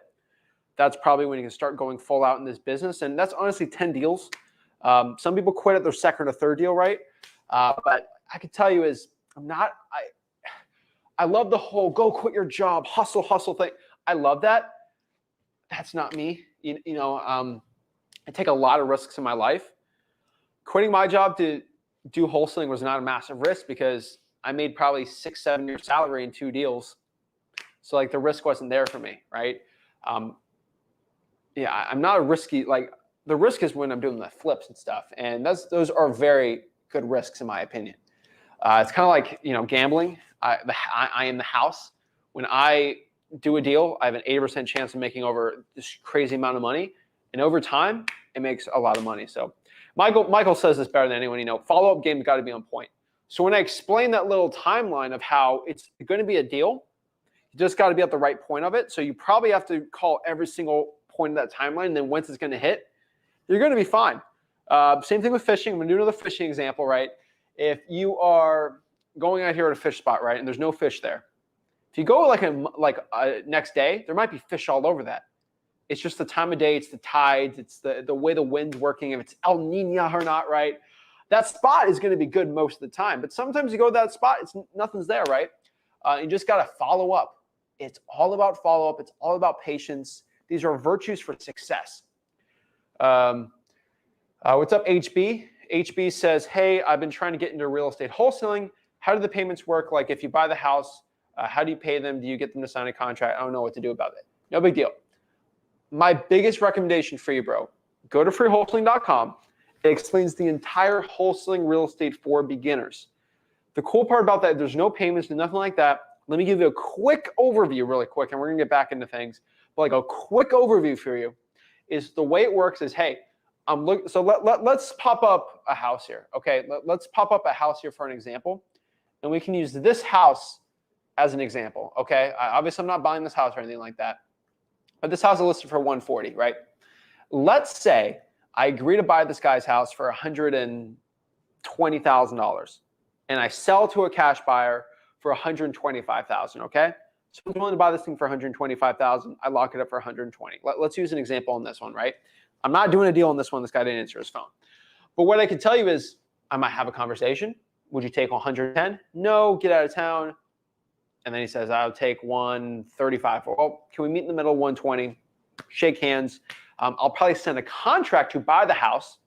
Zach Ginn agrees to buy this house from, John Cena, right? And then basically I'll write up a piece of paper. I'm writing up a piece of paper. It's literally a piece of paper I printed. I have it for free at freewholesaling.com below. And I agree to buy it for $120,000. Now what I do from there is I'm using this example right here. The zip code is 35960. I'm going to go to probably in the Zillow and find the 4 rents for the 35960 area code and cold call all the cash buyers on there, which a lot of them are going to be rich landlords. So I'm just going to go to the 4 rents and call all these people and say, hey, I know you're looking to rent the property. Are you looking to buy any more rentals by chance? Because I'm a wholesaler. I'm looking to sell some deals. You might say, yes, I actually am. Well, I have a deal here, and then I'm going to pop up the address right there, right? And I'll be like, well, are you looking to buy it? Oh, I'd like to buy it. Well, I'm selling it for $125,000. I'll buy that for $120,000. I can rent it out for blah, blah, blah, blah, blah. It'd be a great deal for me. Okay, well, let me ask you some questions. Are you okay if I'm selling the property? Okay with wholesalers, using my title company, all this stuff, right? I'm just a quick synopsis. Like I'm gonna make this really, really simple. What I do is write up a piece of paper with them. I'm gonna bring them through the house and look at, I can buy this thing for $125,000. What I do is sign a piece of paper. It's called an assignment of contract. An assignment of contract. I'm basically selling that piece. Remember, we wrote a piece of paper to buy this guy's house. I'm selling that piece of paper. I'm not selling the house. I'm selling the piece of paper. And when I sell that piece of paper, I'm selling it to him for a $5,000 finder's fee. I sold it for $125,000. I locked up for $120,000. $125,000 minus $120,000 equals $5,000.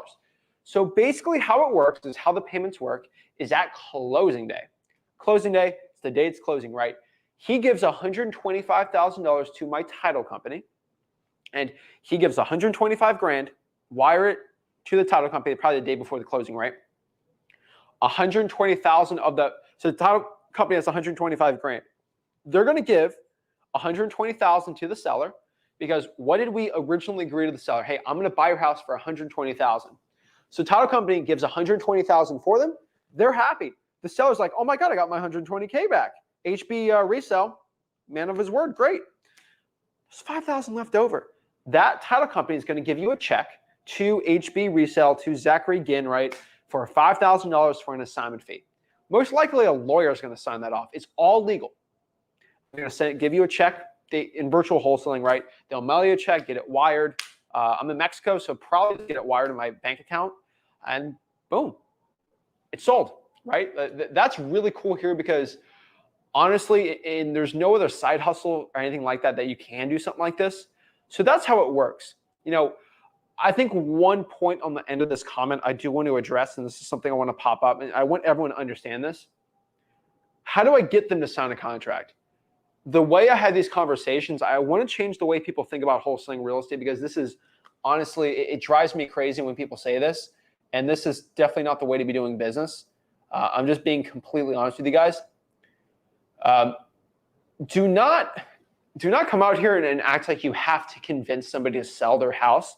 You have to convince someone to sign a contract to sell their house. You are not in that business. That's sleazy, car salesman type thing.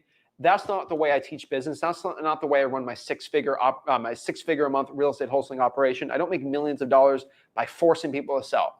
That's not good ethics to me. That's not good morals. It's legal. You can try to. It's just, in my heart, it's not a good way to sell property. It's not a good way to wholesale houses. It's not a good way to run a business. And I run off of what I think is ethical and moral to myself. I don't need some realtor, schmiller type person to tell me what to do. I feel comfortable in my heart. If somebody wants to sell it, they'll sell it to me at that price. That type of mindset has helped me get way more deals than my competition and to help me crush it in my business. So if the seller wants to sell for a price, they'll accept it. You guys have seen on my streams, when I have a seller who wants to sell it, they agree to the price. I might lowball them. I might meet in the middle, negotiate it, and go from there. I never force somebody to. I might say things to try to let them know about the truth of the value. But really, overall, if somebody doesn't want to sell for that price, I'm not going to force them to. And I think that's something a lot of wholesalers have to understand, that we are not here to force people to sell contracts, to sell their property and sign a contract. It has to be a mutual benefit for everybody. If it doesn't work for them, I don't want to lock it up. Okay, I want it to help everybody else. Unfortunately, a lot of sellers are like crazy, ain't delusional, so it drives me crazy. Tyler, the stream ain't good. It's amazing. I appreciate that, Tyler. Awesome. Appreciate it, guys. So, Zach, do you organize a callback list on Excel or something? Yes. If I get a callback, I used to just answer myself and say, hey, I was calling a lot of people in Alabama about seeing if they're looking to sell their house. Are you looking to sell your property? Yes. And then boom, I'll just kind of get into it from there and then have that conversation. What's the address of the property? I had a lot going on with it. And that's basically it. So, yeah. Let's see some other questions. So just look up how to sell a Google Voice. Just see how to set up Google Voice. It's actually pretty easy. I have a free one too. But yeah, I kind of have some free ones on freewholesaling.com. Let's see.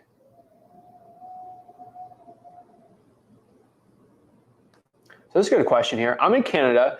Is there a recommended service to use for international people setting up a company and getting started in the U.S.? Not sure to find out what the rules to follow as a Canadian. Do they legally and correctly do for taxes?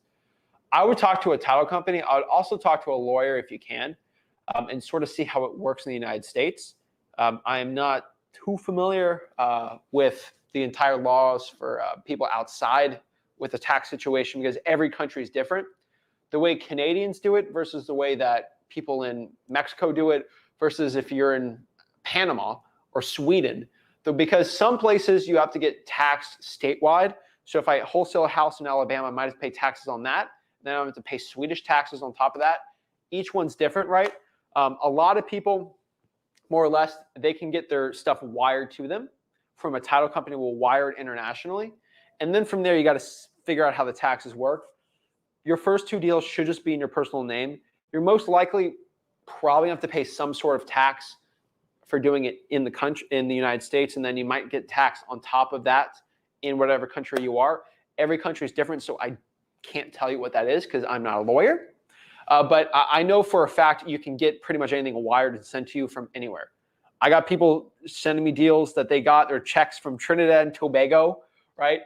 From Brazil all the way Nigeria. People in Nigeria getting their wires sent to them. Like, it's internet. Like, title companies can make it work. It's all legal because people, like in the United States, people from China, like I flip a lot of houses, and I have a lot of people in China because China's most likely going to have some real estate hiccup.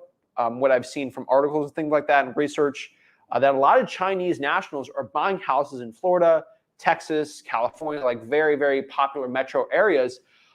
And when they buy a house for $100,000, they sell it for $200,000. Guess who wants their money? Okay, it works all the time. So like, of course they gotta.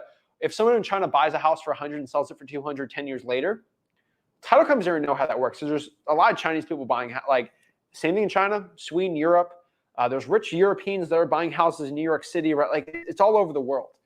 So we are truly, with the internet age, a international community with real estate. So yeah, let's see.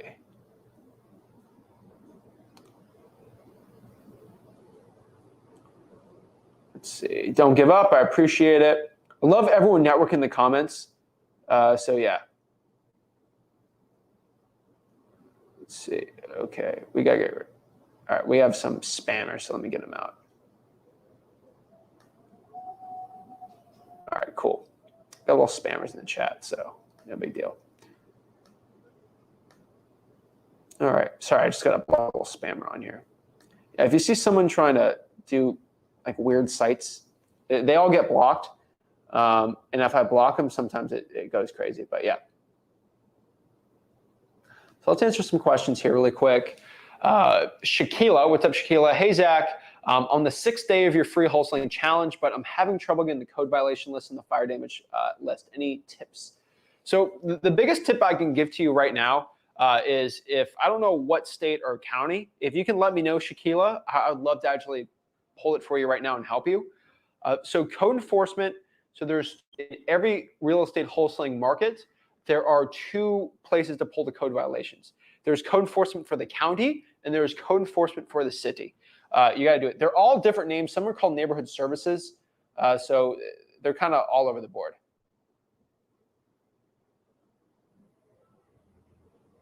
Let's see.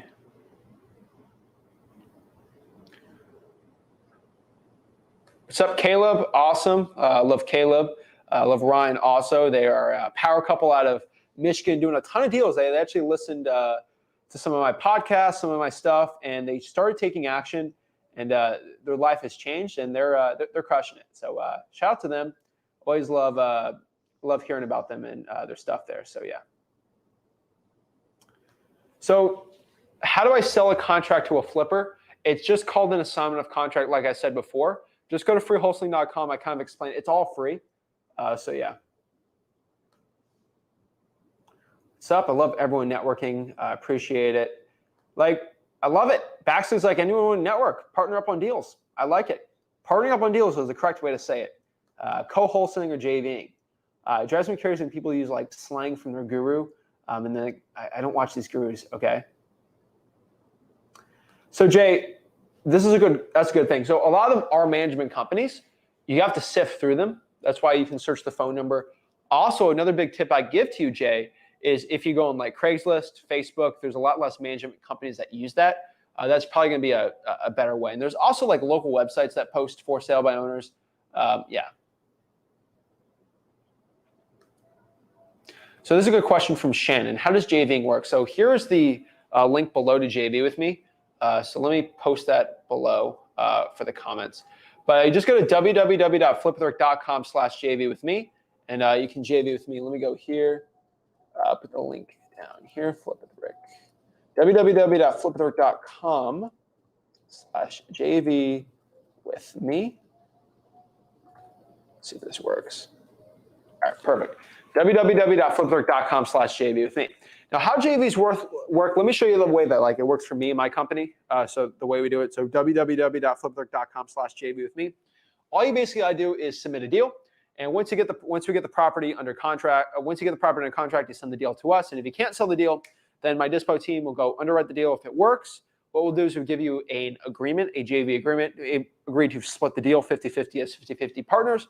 What we basically do from there is now we're 50-50 on the deal. We'll go to the cash buyer, we'll do the walkthrough, we'll get it sold, we'll work with the title company, right? And then we'll get the deal sold, probably for an insanely high price compared to where most wholesalers can do.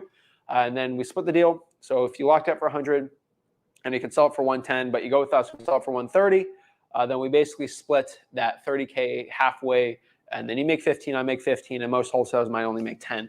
So that's what works for us. We have the basically the ways of finding the cash buyers really well, because it's a dispo company, right? So yeah. Miguel's got a good question here. So there's two scripts more or less for cold calling. You guys should understand. So there is a script for government lists, right? These are code violations, fire damaged properties, water shutoffs. All these type of lists work really good for wholesaling real estate. But what you got to understand is the best script for it is just my simple two-step approach. It's kind of technically a three-step whammy if you really look at it, but it's not like for most of these cold calling, it's like, hey, are you the owner of the property and are you interested in selling it? That's it. Are you the owner of the property and are you interested in selling that property? And if they are the owner and they're looking to sell it, then we get into some more questions, right? There's some qualifying questions I do teach at freewholesaling.com. What are these questions? Hey, basically it's motivation, condition, time frame, price. Hey, why are you looking to sell the property? Can you tell me a little bit about the property, the condition of the property, the time frame? So when are they looking to sell the property? Is this within a month you're looking to sell, 6 months, 4 months, a week, right? And then what price are you looking to sell the property for? That's basically it, more or less. So yeah, let me get into this question. So everyone at freewholesaling.com knows how to do the right buying criterion formula. So let's kind of break down. So the 70% rule does not work. It has not worked 2 years ago. It has not worked now. And with inflation, it's 100% not working for a lot of things. So let me break down how the buying criteria works right now. So there is ARV minus repairs. I don't care what anyone has to say. That's what works. That's what I've seen for most wholesalers work. And that is the best way possible. So there's 4 basically multipliers you put on the ARV minus repairs to see it. So ARV minus repairs is what a property is actually market value. So if after repair, it's worth $100,000 and it needs $20,000 in repairs, that means right now it's worth $80,000. You put $20,000 into it. Now it's worth $100,000 because that is the after repair value. That is the real sale price. ARV minus repairs is always what it's at. That is always what the retail price is. The truth is, depending on the price of the real estate, the ARV, some cash buyers want to buy it at 30% off the market price, and some cash buyers will only want to buy it at 15% of the market price. The truth is, the higher the ARV of the house, the less of a discount a buyer is willing to have. So if I sell you a $1 million house, you'll probably be all over getting a 15% discount on that. That's really good, because a 15% discount on $1 million, it's like 150 grand. But a 10% discount on a $100,000 house is 10 grand. So the truth is, when your ARV is below $120,000, most cash buyers want to buy it for 70% of ARV. So ARV minus repairs. So ARV minus repairs multiplied by 70% is going to be what it is worth. That is the buying formula. Now, if ARV is between 120 to 200, these are all moving numbers, roughly 80%. 200 to like 275, even 300 is going to be around 83%. And everything above 300,000 is going to be 85%. Now, once you get into 2, 3, 4, 5 million, obviously the percentages go up. More or less every 100K, you can probably put an extra percentage on that. Let me get some water real quick. It basically changes. So just understanding, guys, that the buying formula changes everywhere. For most wholesalers, that's going to be what works. Obviously, every market's different, but when the ARV is under 120, 70% rule still works.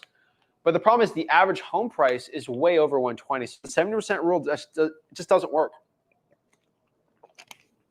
And that's the biggest problem I see, because these gurus don't really wholesale. And honestly, if the gurus that do wholesale, actually I do know gurus who do wholesale real estate for real, and none of them use the 70% rule. It's the gurus that don't actually wholesale, or you're watching a video from like 4 or 5 years ago, obviously. So Scriptly, yes, or Script Z, yes, technically that is true. So hypothetically speaking, if I was to get a property under contract, would I be able to sell that contract to another wholesaler? Would then sell it to their buyer? Yes. You know, it depends on who you're selling it to, right? So technically you're not selling it, that's a JV. So the JV is okay. I'm not the biggest fan of JVing with a bad wholesaler, like JV with me. The truth is, if that person doesn't have a good reputation or they don't have a bunch of cash buyers, I don't want to work with them. When you're doing a JV with somebody, they have to bring something to the table. And I feel like that's something a lot of wholesalers don't understand with their JVs. Every time someone JVs with somebody and it like falls off the wayside and doesn't work, it's because the JV partner they had was terrible. And a lot of people, like, they're seeing me make a ton of money with the JVing, but the problem is I have the systems, the VAs, the dispo team that are constantly pulling buyers everywhere that we can do it. If you just have a regular 18-year-old kid that has wholesaled one deal and he's trying to JV with you, why would you risk selling that entire deal to that person? You got to have somebody you trust. So yeah. So yes, it is ARV minus repairs with 70% only if it's under 120K. And then that's your MAO, that's the max allowable offer. Okay? Appreciate Miguel. Let's see. So Mr. Potato, cool name, Mr. Potato. How do I pull a code violation list on my county website? I can't find it anywhere. So all you got to do is go, it's not on the county website, it's on the code enforcement part of it. So Potato, if you give me the county you're in, I can actually pull it right now for you. So all you really got to do is, so if I live in Alachua County, Florida, which is Gainesville, all I'm going to do is go to the Alachua County Code Enforcement website and just pull there and see if there is a website to pull in there. Some states and counties have it. Some municipalities don't have it. So all you got to do is just see if it works. There's a city of Gainesville that has a code enforcement. Then there's the county of Alachua County. And then every little city in there might have their own thing in there. Some call them neighborhood services. They're all code enforcement to a point. So who enforces if someone doesn't cut their grass or something like that, right? That's all you got to ask, and then it pops up. Let's see if Potato is in Sacramento County, so that's pretty easy. So I'm just going to go to, I'm going to search on Google Sacramento County Code Enforcement.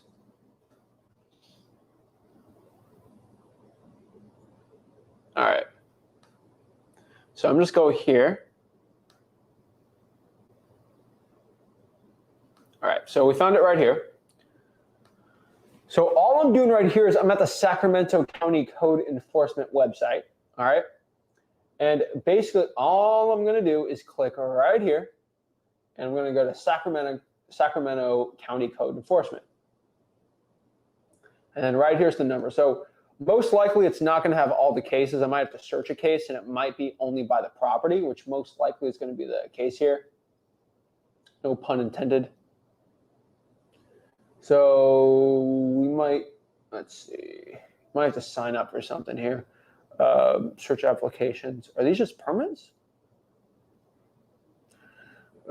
Search EMS, planting and trees. Rental housing, EMS. So you might have to make a system here. All I honestly would do is I would probably call.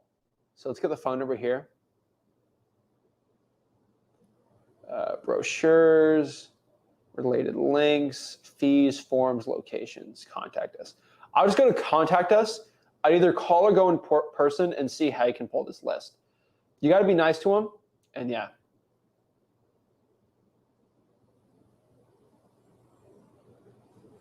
Let's see. All right. So here's the phone number here, right? I would not do 311, but I would just do this phone number and just ask. And then they have, honestly, I would probably call the division chief right here and just see how you get that number. And that's honestly what I would do. So the website's right there. You just got to search it and then do the city you're in, and then it'll pop up there. So Devontae's asked this question, How do you deal with terms and interest when selling a subject to property? Does the attorney handle that yourself? You do terms yourself. Usually an attorney could write it up if that's what you're doing. But if I'm not going to get the whole subject to thing because it's not what today's video is about. Freewholesaling.com. I know it says free wholesaling, but I have my subject to course in there. It's for free. A little more advanced, but it is in the advanced topics portion, and then it breaks it down. So Dylan says, what do you say is the reason for requesting the list? I've had people say I've never heard of that list before. Pretty easy. So there's a couple things I do. I'm going to tell you what I did when I was 17 years old, Dylan, because Dylan looks like a younger fella. He doesn't look old. He doesn't look young, right? But he still looks like he could be in college. I would say I'm doing it for a school project, right? Code enforcements with zip codes. What school you're at? You're the school of Zach Ginn, the school of real estate investing, the school of hard knocks, right? That's the school you're in, okay? If that's what you want to know, that is more or less what the school is, technically. So technically speaking, that's what the school is. So I think it's kind of funny, but it is true. That is what the school is. So it's always my reason. If you're older, you might want to say, hey, I'm a tax-paying citizen. I'm just trying to do independent research. I've had people pull it and ask, oh, I'm a real estate wholesaler and I provide cash solutions to sell. You're not going to get that list. There's 0% chance you're going to get that list if you say that. School project, because you're at school right now learning at freewholesaling.com. It's a course. Or you're a private tax-paying citizen doing independent research. What does that mean? I'm doing independent research on code violations for high grass, structural damage, or mold and mildew on the property, or anything like that. That's what you got. That's what it is. Let's see here. Gentle Striker says, is it still worth investing in real estate with all that's happening in the economy? I mean, they're not making any more real estate, and I'm not a financial advisor, but what I can tell you is look at the price of real estate over the past 100 years, and you let me know if you buy it over time, it's going to go up. I can't tell you what to do. Timing the market in real estate is never going to be a thing if you're investing in it. But honestly, what I could tell you is, it's going to go up over time. But the question is, you can buy it at a really bad time. It's honestly up to you. I'm still buying real estate, but I can afford to if it goes down, right? I can cash flow it. I think real estate's definitely a safe thing if you don't get swindled by a crazy person. But if you're just smart about it, you know how to do comps and stuff like that, you're going to be fine. Let's see.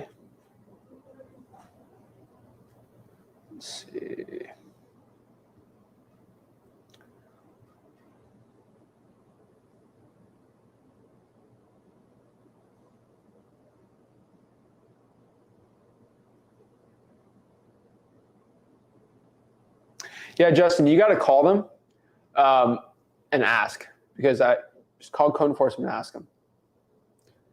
Let's see.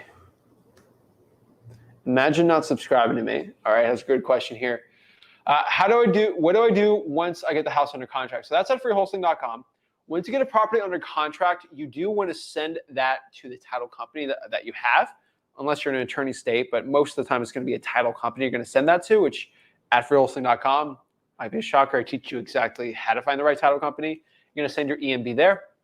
They're going to find a cash buyer, find someone who's qualified, ask the right questions at freewholesaling.com, and then boom, see if they're okay with buying the property, do an assignment of contract, and then you're Gucci.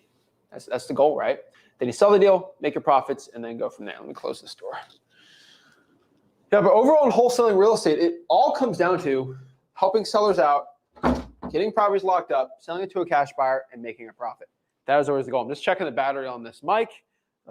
Looking like it's working. It's not even halfway off, which is, I thought it had an hour and a half runtime, but apparently it's going even longer now, which is fine. So I think over time it might get slower, but if the audio ever cuts out all of a sudden, just let me know and I can change it up.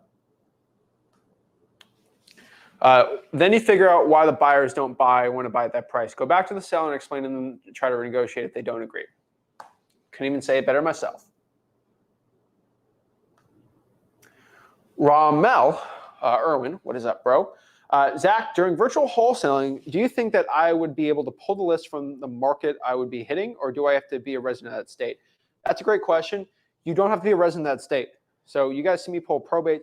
Guys, I wholesale in so many states, and when I pull a cash buyer's list, when I pull a seller's list, I don't have to live there. You don't. If you have an internet connection, that's the point of virtual wholesaling, you can do it. Okay, I literally tried to pull the code violation. I can do it here from Mexico in Sacramento, right? It's fine. You can pull all these lists. They're all in public records, more or less. You got to call and ask. You do it from all over the country. So yeah, you're fine. That's a big myth I see in wholesaling real estate. You do not. So HP resale, that's a good question here. So at freewholesaling.com, I sound like a broken record, but it's true. This does all get answered there, but I'm going to answer it again here. What happens if you buy a house and you sign the contract, but then you can't sell it to a buyer? Are you screwed? This is a great question. So I didn't want to get too much into this because I don't want to, like get in the nitty gritty of this, because this is kind of a cold calling type Q&A at the end of this too. But we have I don't know how to say it the right way, but like, I'm not a lawyer, but it's a get out of jail free clause. It's called the inspection period. And this is how real estate contracts work. Basically, if I'm with so look, let me go over an example. I'm flipping a property right now, and I actually had a deal locked up so I bought the house and I sold it, right? And it's on the MLS right now. And I have this is every new buyer. Now, this is a big flip, so it's going to come to a new buyer who's going to pay the most for it. It's actually a reasonably good deal. The problem with this buyer is it's a new buyer. They're first-time home buyers, right? And this is how every new home buyer is. They're all skittish, right? So they go agree to buy the house. How every realtor basically does this, and realtors can back me up on this, they get out of anything that the seller wants to get out of. So what do I mean? If a seller sells it and they agree so a buyer for a regular this is how 95% of real estate transactions are. They write up a buyer agrees to buy it for $200,000, right? And we have a 7-day inspection period. That means on the 6th day, okay, if they say, you know what, honey, I don't like the crown molding on this, I don't want to buy it. That inspection period, basically for any reason from inspecting the property, they just get out of the deal. Hands free, all clean, good to go, right? You can do this, and that is standard in real estate. I can write a contract. I have inspection period for 14 days. I get out whenever I want in 14 days. Same thing with real estate wholesaling. I agree to buy this house. I have a 30-day inspection period. That means on the 29th day, I can get out of the deal. Hands-free, scotch-free. All I have to do is communicate, hopefully in a typed or written format. I can text the seller, leave a voicemail for a seller, leave an email, just something showing proof that I'm out of this deal and I have my inspection period and I'm still legally, I'm getting out of it. It's a get out of jail free clause, more or less, and you're good to go. It's like playing tag, if you've ever played as a kid, and you tag someone, you run, and then they come, they're about to touch you, and you say pause, and you just get out of the way. Same thing. So yeah, it's actually really cool. But that's technically the way you do it. I don't know how the ways, but it's called the inspection period. We break it all down at freewholesaling.com. Really, it's not something to be upset over. It's really simple. And people are like, oh, that's only what real estate wholesalers do. Guys, everybody around the entire real estate wholesaling industry, everything, all realtors, millions of realtors, they all get out of contracts during the inspection period. Why don't you do the same thing? And it's very standard. I get sellers asked all the time, why do you have an inspection period? That's not normal. Guys, ask a realtor. It is completely normal. It is completely normal in the real estate industry. Yeah. And to add on that, I like 30-day inspection periods. So I do leave them. Some realtors have 7 days, but like I leave 15, 30 days, right? Obviously, you need to get the house inspected if you're using a realtor and all that stuff. So yeah. So Justin says, any way to speed up a probate? I have a lead waiting in process to end. Can't sign purchase sale until it's over, right? That's actually wrong. There's a lot of states you can actually sign the purchase and sale agreement and expedite the probate process. Justin, there's a lot of tips and tricks. Some states are weird, right? I have some where I can lock up a purchase and sale and I pay for the probate. And then basically at the end, I can get it sold. There's a lot of ways around it. This is sort of a more advanced topic, but But if you go to freewholesaling.com, my dad, Rick, he's like the probate expert. Justin, actually, what I want you to do, Justin, is I want confirmation in the bottom, okay? I want you to write this down. I want you to hop on the one-on-one call on Thursday, because Rick's going to be on with me on Thursday. And I want you to break down the entire deal, and Rick's going to tell you exactly what you can do. I want to know what state you're in too. And what we can do is give you a game plan on what to do. It's going to be on Thursday, not tomorrow, Thursday at 5 p.m. Eastern Standard, maybe at 5 or 6 or 7. I got to get the exact time, but I want you to hop on and talk. Okay? Justin, I want to get confirmation. Okay? But yeah, I want you to hop on and we'll talk. And it'll help you out a lot there.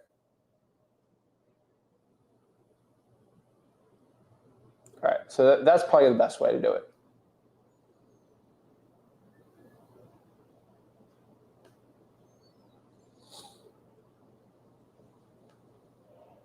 So what's up, Franklin? Franklin says, what's the difference between the purchase and sale agreement and the assignment of contract? Basically, the difference between that, pretty simple. The purchase and sale is agreeing to purchase and buy the property. The assignment of contract is me agreeing to buy the property for cash. That's basically it. I use Google Sheets for a lot of the organizations because it's kind of on the cloud, pretty easy for me. But yeah. Let's see.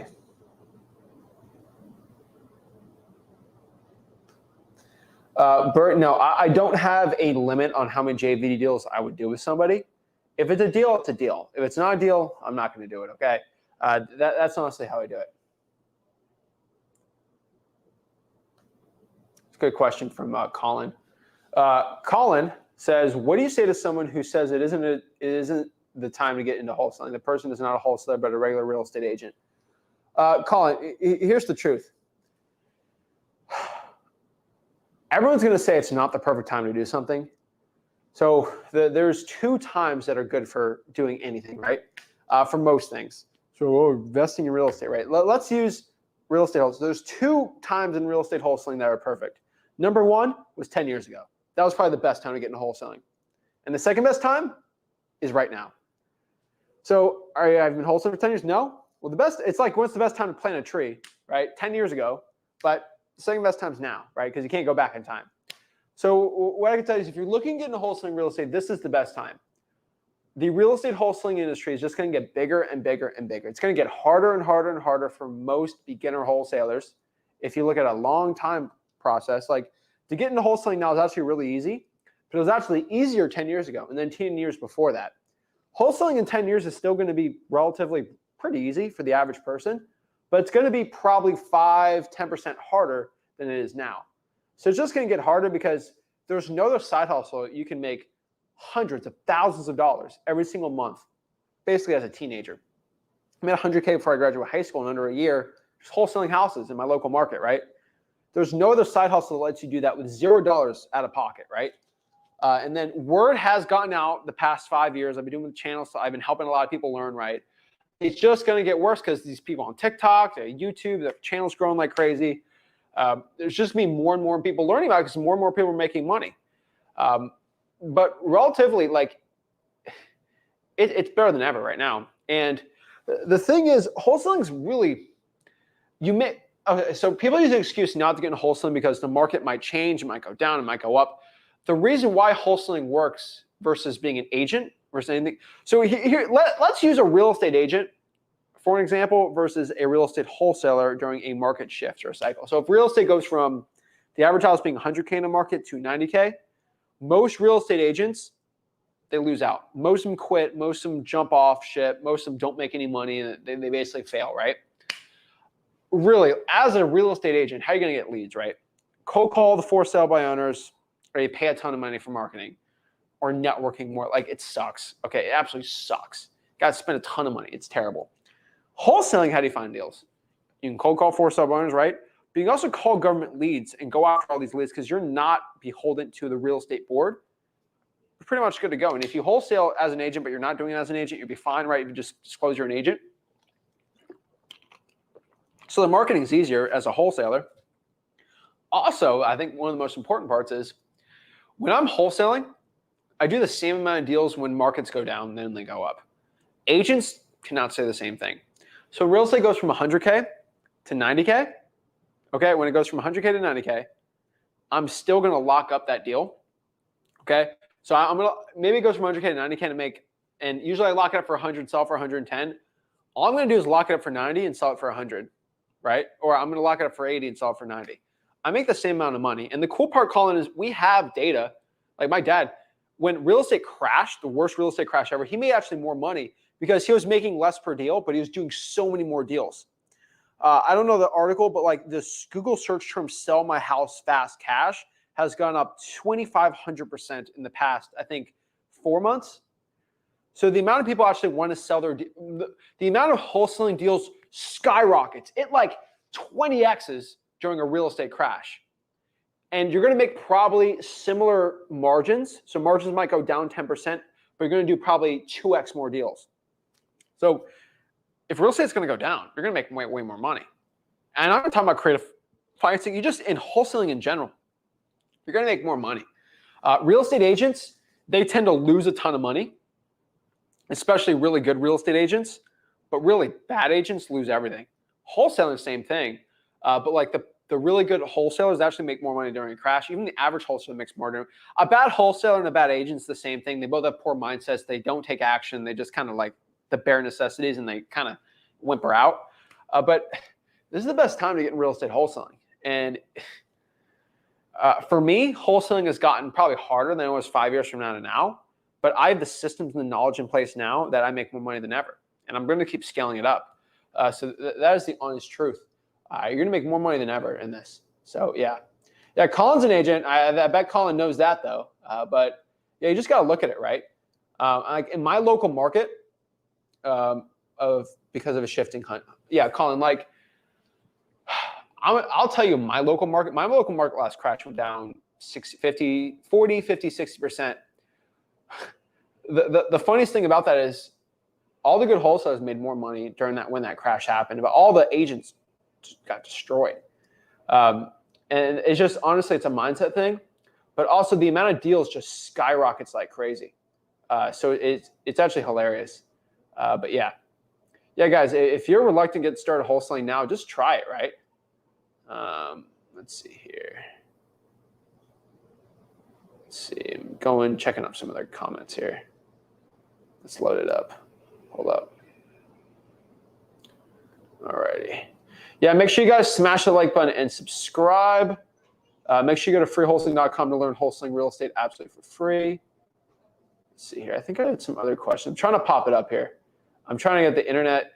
It's trying not to get too bad here. So I had one last question I had to get to here. So let's kind of pop it up here. Holy moly. We've got a lot of comments here. Whoa. Let's see here. Yeah, guys, freewholesaling.com. I should go live tomorrow. So it might not be at 5, it might be at 6 or 7. But I'll let you guys know in the morning tomorrow. So from JG, Best CRM. Best CRM is Podio. I teach exactly how to pull Podio absolutely for free at, guess where? Freewholesaling.com. I teach exactly how to use Podio, actually how to do it from start to finish, the entire real estate wholesaling process. Is at freewholesaling.com. But really, if you're looking to pull a list on Podio, if you're pulling a list and then you're pulling the qualified leads into a CRM, I would use Podio all day. It's free. You can automate it really well. And it's the best automation part there. So I appreciate the question, JG. But honestly, Podio is for free. It's hands down the best place right now. I use Podio, and people are like, oh, go use my $5,000 CRM. Now, you don't need to use a $5,000 CRM. I get that asked all the time. Podio is free. It's absolutely amazing. I love it. So, guys, go to freewholesaling.com. Literally, I would say, I'm saying this respectfully. I love all your questions, but like 90% of all the questions asked here actually are answered in freewholesaling.com. There are a good amount of modules. I do have a 30-day challenge in there where I break down the entire wholesaling process. Like if you want to get started right now in wholesaling real estate, like you want to get started, I have a 30-day wholesaling challenge in there. It's the last section. Basically, you watch that every single day for 30 days. It'll teach you wholesaling, but it'll also give you action plans and steps to do. and you're going to learn the entire wholesaling real estate process like forever. It's amazing. So guys, do me a favor. Make sure you smash that like button and subscribe. Go to freewholesaling.com. I'm telling you, I tell everyone on here, freewholesaling.com. It's the best way to learn wholesaling real estate. It's for free and good to go. Make sure you go to Wholesaling Houses for Real on Facebook. Join the Facebook group, and we'll talk to everyone. We'll do some one-on-ones tomorrow. I think I'm going to go live at like 7 o'clock tomorrow. So FY, 7 p.m. Eastern Standard. I got a pretty big fishing trip tomorrow. So I'll probably get back at like 6. So probably 7 o'clock Eastern tomorrow, just so everyone has a heads up for it. But I appreciate you guys. Make sure you smash the like button, subscribe.